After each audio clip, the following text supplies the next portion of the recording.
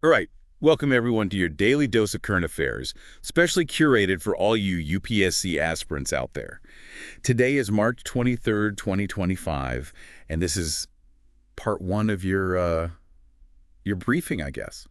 We've really tried to sift through all the noise and condense everything down to the most important developments for you. Exactly. Got to save you some time, right? Absolutely. Every minute counts when you're preparing for the UPSC.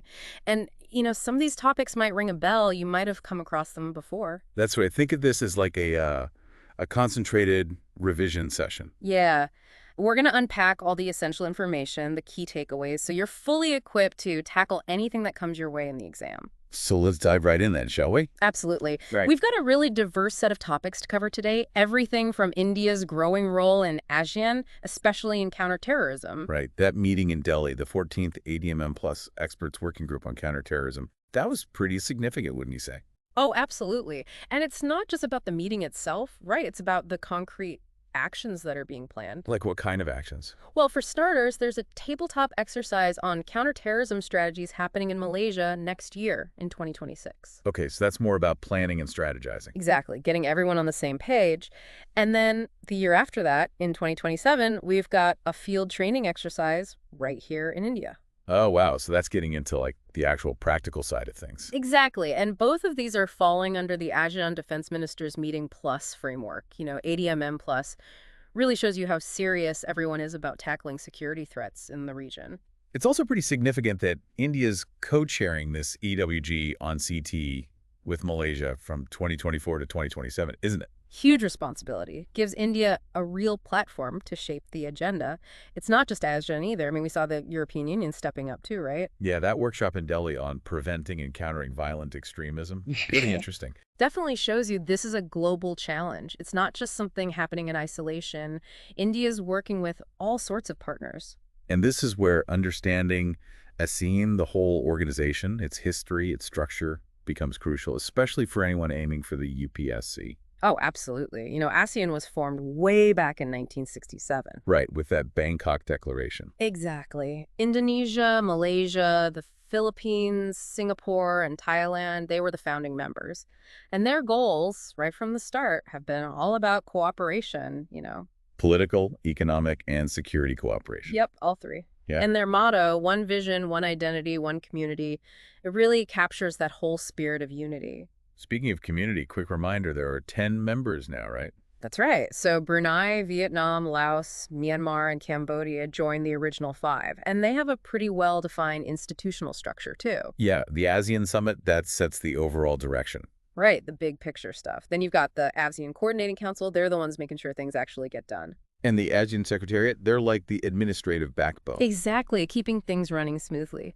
Now, for India specifically, the ASEAN Regional Forum, or ARF, is really important. India joined that back in '96, right? Yeah, and it's a platform for discussing all the big regional political and security issues.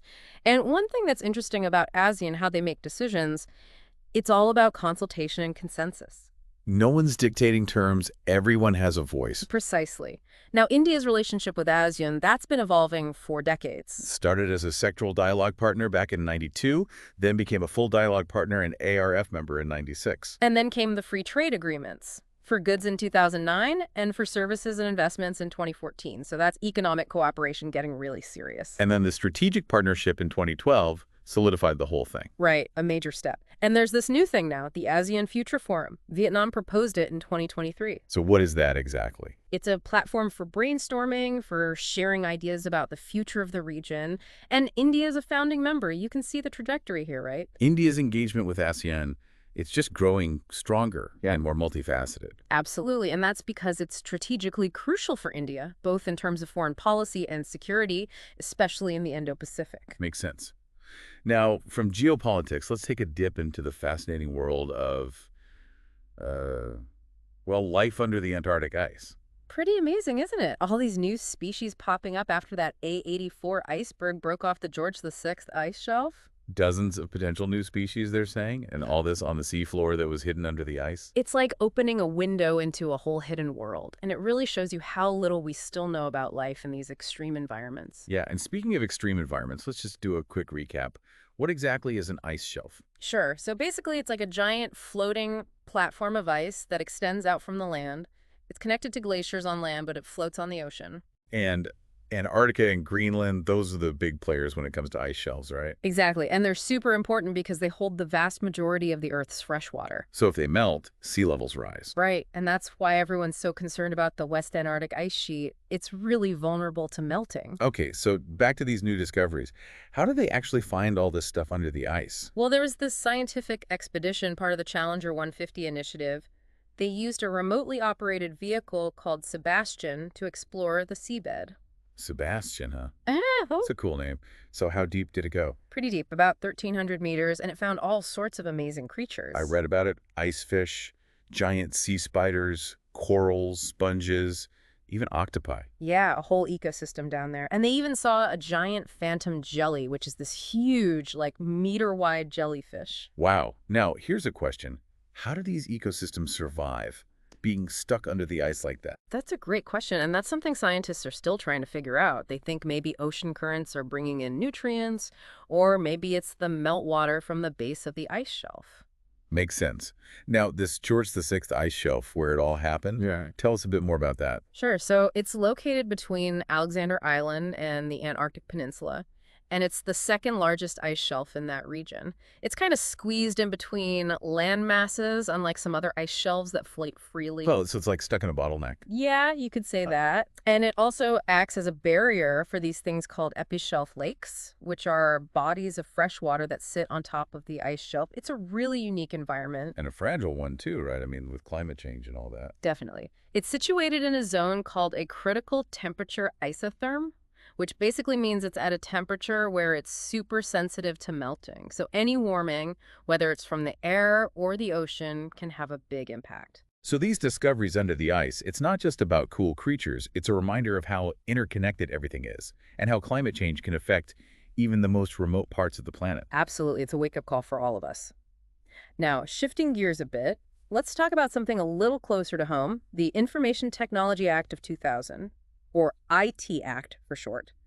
Big news is Elon Musk's X is challenging the government over some of its provisions. Yeah, this seems to be causing quite a stir. So for our listeners who might not be familiar with this, what exactly is the IT Act all about? Well, think of it as the rulebook for everything that happens online in India. It covers digital transactions, e-governance, cybersecurity, digital signatures, and importantly for this case, the responsibilities of online platforms. You mean like social media companies, e-commerce sites, things like that? Exactly. They're called intermediaries in legal terms.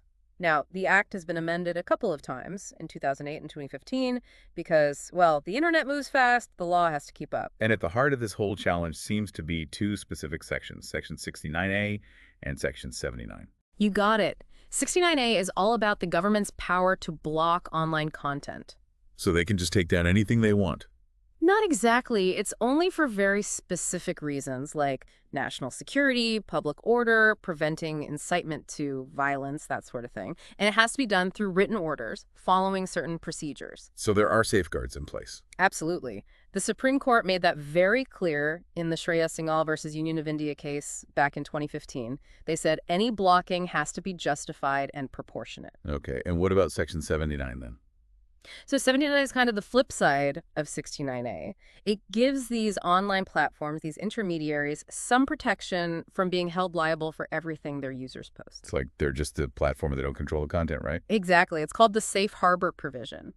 But there's a catch. There's always a catch. Right. Subsection 79(3)(b) says they lose that protection if they don't take down unlawful content when the government asks them to. Ah, so they can't just ignore government requests. Nope. And the Shreya Singhal case clarified that they have to comply with court orders and government requests as long as those requests are in line with the reasonable restrictions on freedom of speech mentioned in Article 19(2) of the Constitution. It's a balancing act, right? Freedom of speech versus preventing harm. Exactly. Now, there's this online platform called the Sahyog Portal that plays a role in all of this. I've heard of that. What is it exactly? It's run by the Ministry of Home Affairs, and it's basically meant to streamline the whole process of content removal. It brings the government agencies and the intermediaries together in one place. So it's like a one-stop shop for content takedown requests. Yeah, you could say that.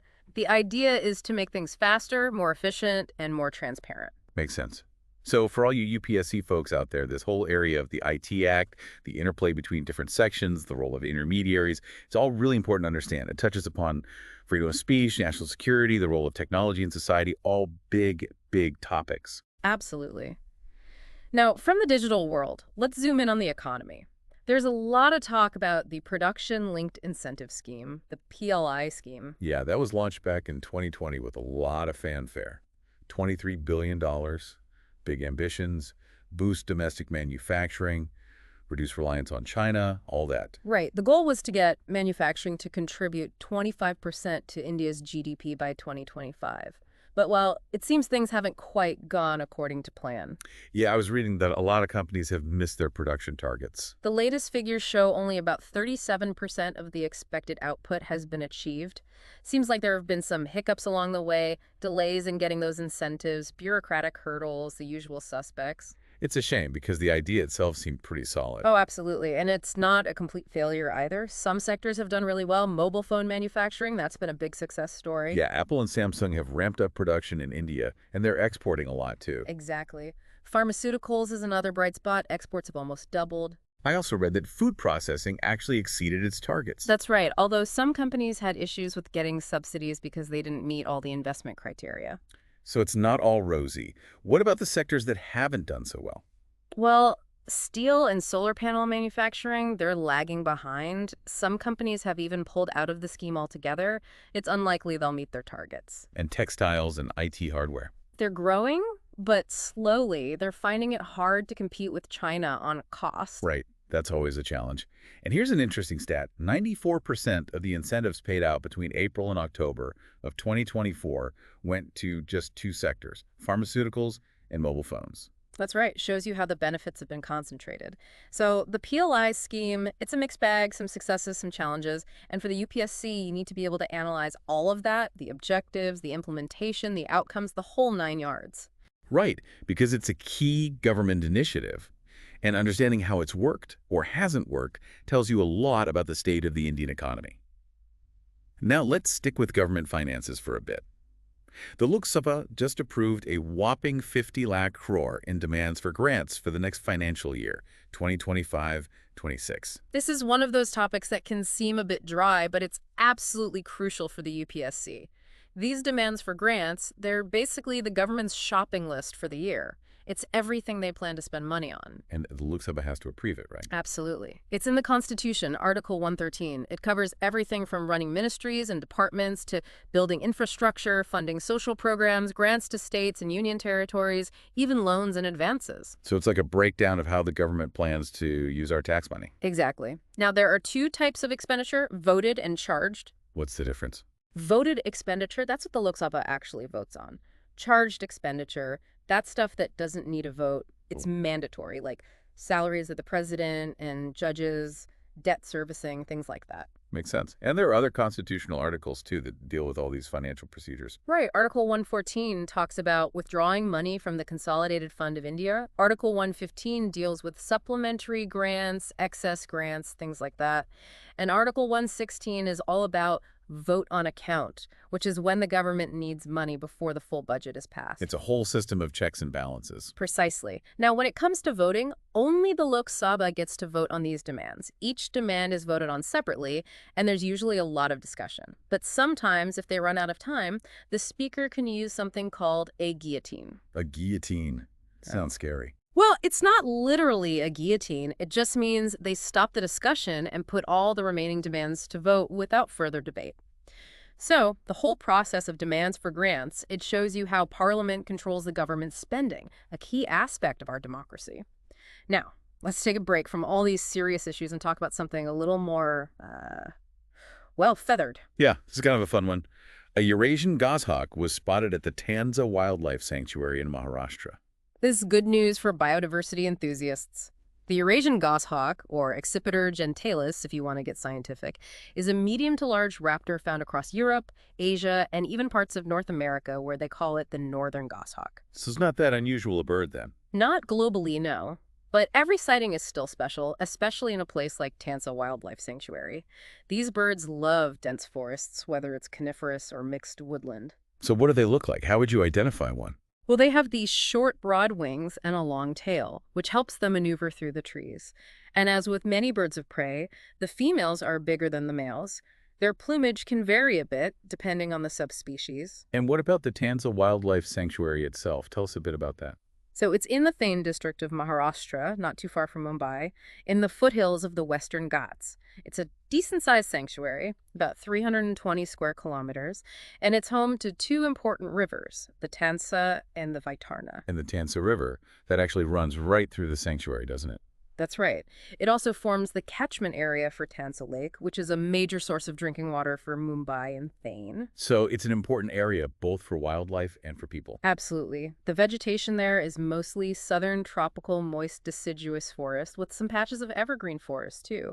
You'll find trees like kalam, bibla, care, teak, bamboo, all sorts of stuff. And the animals. Well, they've recorded over 54 animal species and more than 200 bird species. You've got panthers, deer, hyenas, wild boars, even the critically endangered Indian vulture. So it's a biodiversity hotspot. So this Eurasian Goshawk sighting, it's just another feather in Tansa's cap, so to speak. Exactly. Now, the Eurasian goshawk itself is classified as least concern by the IUCN, which means it's not facing any immediate threat of extinction. But it's still a reminder that we need to protect these habitats, these pockets of biodiversity. Absolutely. Now, from land, let's head back out to sea. The Indian Navy recently took part in Exercise Sea Dragon 2025. This is a big one. A multinational anti-submarine warfare exercise happens every year in the Indo-Pacific region. It's all about strengthening maritime security and cooperation. And who's hosting it? The U.S. Navy's 7th Fleet, they're based in Guam. The focus is on all things anti-submarine warfare, detecting, tracking, countering those underwater threats. I bet it's pretty intense. Oh, absolutely. It's known for being both technically demanding and really rigorous, both in terms of theory and practical training. You've got maritime patrol and reconnaissance aircraft from different countries all working together. So it's not just about showing off fancy equipment. It's about actually working together, sharing knowledge, developing those skills. Exactly. Interoperability. That's the key word. Now, Sea Dragon actually started as a bilateral exercise between the U.S. and Australia back in 2019. And India joined in 2021, right? That's right. Shows you how India's role in the Indo-Pacific is evolving. This year, Sea Dragon 2025 focused on really refining those ASW tactics, improving coordination between the different navies. What kind of drills did they do? Well, they had mobile ASW training target drills, so basically simulating submarine threats. And they also had a live ASW exercise where they had to track a U.S. Navy submarine that was acting as the target. So a real test of their skills. Absolutely. And there was even a competitive phase where they graded the different air crews on their performance. It's serious business. And who else participated this year? Well, alongside India, you had the U.S., Australia, Japan, and South Korea. So a pretty strong lineup, and this is India's 4th year in a row participating. Really shows you how seriously India is taking maritime security in the Indo-Pacific. And this whole exercise, it's not just about defense. It's about building relationships, trust, interoperability with key partners. Exactly. It's a soft power play as well as a hard power play. Now, for our next topic, let's dive into something a little more controversial, the Armed Forces Special Powers Act, better known as AFSPA. Always a hot-button issue. It definitely is. So the latest is that the Army wants to bring more areas within the Manipur Valley under AFSPA. This came up at a review meeting chaired by the Union Ministry of Home Affairs. Now, for our listeners who might not be fully up to speed, what exactly is AFSPA? AFSPA, it was enacted back in 1958, and it gives the armed forces special powers and some immunity when they're operating in areas declared as disturbed areas. Disturbed areas? So there has to be like a formal declaration. Exactly. It can be done by the state government or the union government. For places like Nagaland and Arunachal Pradesh, it's usually the Ministry of Home Affairs that issues the notification. And what makes an area disturbed? Well, according to Section 3 of the Act, it's basically when there's a serious threat to public order because of conflicts between different groups. Could be religious, racial, linguistic, regional, caste-based, anything that disrupts peace and harmony. So it's not just about crime, it's about any kind of serious social unrest. Exactly. And once an area is declared disturbed, that declaration has to stay in place for at least 3 months. That's according to the Disturbed Areas Special Courts Act of 1976. But in reality, these declarations can last for years, even decades in some cases. And what are these special powers that the armed forces get under AFSPA? Well, some pretty significant ones. They can prohibit gatherings of 5 or more people. They can use force to maintain order, even open fire if they think it's necessary. They can arrest people without a warrant if they have reasonable suspicion. Wow, that's a lot of power. It is. They can also search premises without a warrant. Of course, anyone they arrest has to be handed over to the nearest police station with a proper report. And what about this immunity you mentioned? So soldiers acting under AFSPA, they can't be prosecuted in a civilian court without the permission of the Union government. That's a major point of contention for many people. They argue that it leads to impunity. Makes sense. So where is AFSPA in force right now? Currently, it's in Jammu and Kashmir, Assam, Manipur, but not the entire state, just certain areas, including some parts of the Imphal Valley. It's also in parts of Arunachal Pradesh and Nagaland. It's a complex issue, right? It's about balancing security needs with human rights, Yeah. with accountability, and it's something that every UPSC aspirant needs to understand in depth. Absolutely. It's a recurring theme in the exam, and it touches upon so many important aspects of Indian society and governance. Now let's shift our focus to Rajasthan, where there's a bit of a legal tussle happening over the Gambhir River. Yeah, the Rajasthan High Court is asking for answers about alleged encroachment on the river's floodplain.